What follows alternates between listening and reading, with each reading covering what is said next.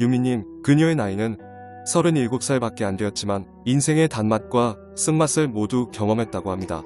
21살에 동대문에서 의류 도매상으로 일을 시작했고 일이 잘 풀려서 3년 동안 큰 돈을 벌 수 있었다고 합니다. 큰 돈을 번 그녀는 돈을 흥청망청 다 쓰게 되고 결국은 옷도매업도 그만두게 되었다고 합니다. 그리고 그녀가 마지막이다 생각하고 도전한 공물업 과연 어떻게 되었을까요? 오늘은 그녀의 새로운 도전에 대해서 설명드리려 합니다. 어린 시절 큰 돈이 갑자기 들어오자 돈에 대한 개념이 사라져 버렸다고 합니다. 한 달에 2천만 원을 벌면 2,500만 원을 쓸 경우도 많았다고 합니다. 말 그대로 돈을 흥청망청 쓴 것이죠. 더욱 문제가 된 건 더 큰 돈을 벌기 위해서 다시 사업을 확장하려 했고 그녀 나이 27살에 결국 그 사업도 실패하고 억대 빚만 그녀에게 남겨주었다고 합니다. 그 후에는 몸도 마음도 만신창이가 되었다고 합니다. 우울증에 대인 기피증까지 사람을 만나는 것을 극도로 기피하게 되었다고 합니다. 스스로는 포기하려 한 적도 있었다고 합니다. 하지만 그녀 주변에는 가족이 있었습니다. 그의 어머님과 언니가 있었습니다. 본인이 쓰러지면 그들 역시 고통스러운 인생을 살 수밖에 없었습니다. 그렇게 할 수는 없었죠. 그녀는 마음을 가다듬고 다시 새로운 일을 시작하게 됩니다. 그 일을 바로 필라테스였습니다. 약 3년 동안 스포츠센터에서 필라테스 강사 일을 했습니다. 하지만 사람들은 젊은 강사를 선호하더군요.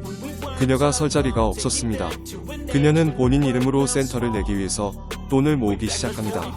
결국 그녀는 태국으로 건너가서 여행 가이드 일을 시작합니다. 태국에 일을 시작할 때쯤 코로나 사태가 터지게 됩니다. 결국은 그녀는 강제로 한국으로 돌아올 수밖에 없었습니다. 절망이었습니다. 그녀가 하는 일마다 잘 안 풀리는 것이죠. 모든 건 놓고 싶어질 때쯤 새로운 일이 보이기 시작합니다. 그녀에서 눈에 띈 일은 고물상이었습니다.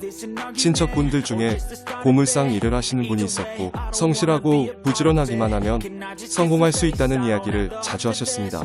그녀는 정말 절실했습니다. 성공해야 했죠. 이모에게 무작정 찾아가 고물상 일을 배우기 시작했습니다.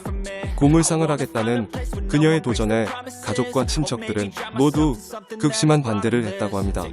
어머님은 며칠을 몸져 누웠고 고물상을 하시는 이모님은 그녀가 한 달 이상 버티지 못할 것이라 어머니를 위로했다고 합니다. 동생의 이 말에 어머니는 마음을 놓으셨다고 하네요. 결국 힘들게 가족들의 허락을 받을 수 있었다고 합니다.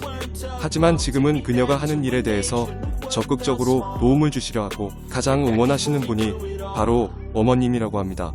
처음 일을 시작한 그녀는 매일 차를 몰고 영업을 뛰러 다녔다고 합니다.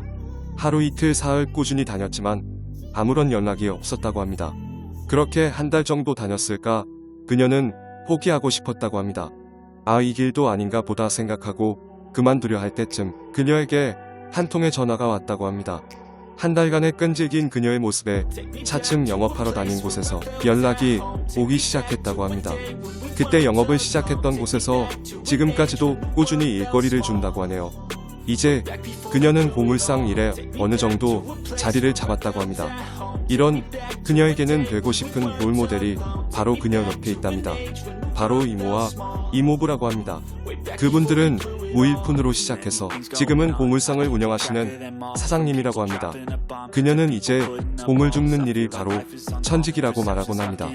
이 일을 통해서 스스로 성공하고 싶어 합니다. 이제는 그녀에게 고물은 더 이상 버릴 것이 아닌 보물 되었습니다. 고물상 일은 좋은 점이 하는 만큼 바로바로 성과가 나오는 일이에요. 고물 일은 나이 제한도 없고 시간 제약도 없어서 좋아요. 제가 열심히 할 수 있는 분야에서 제 힘으로 꼭 성공하고 싶어요. 이 일에 만족하고 있고 앞으로도 열심히 할 겁니다. 라며 당찬 포부를 밝히기도 했습니다. 이상 머니스토리였습니다. 행복하세요.